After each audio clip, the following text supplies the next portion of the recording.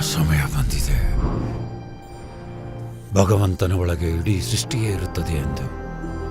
ಆದರೆ ನಿನ್ನ ಗರ್ಭದಲ್ಲಿ ಭಗವಂತನೇ ಇದ್ದಾನೆ.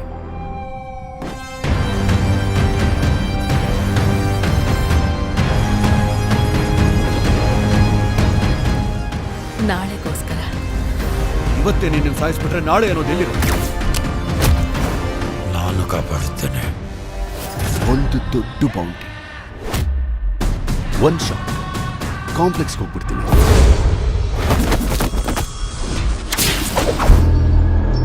ಸರಿ, ಇಷ್ಟು ಸಾಕು.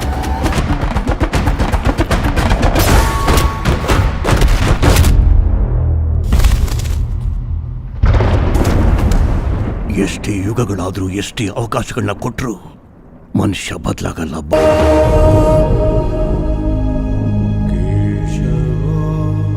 ಯುದ್ಧದಲ್ಲಿ ವಿಜಯ ಕೇವಲ ಮೃತ್ಯುವಿಗೆ ಮಾತ್ರ ಲಭಿಸುತ್ತದೆ.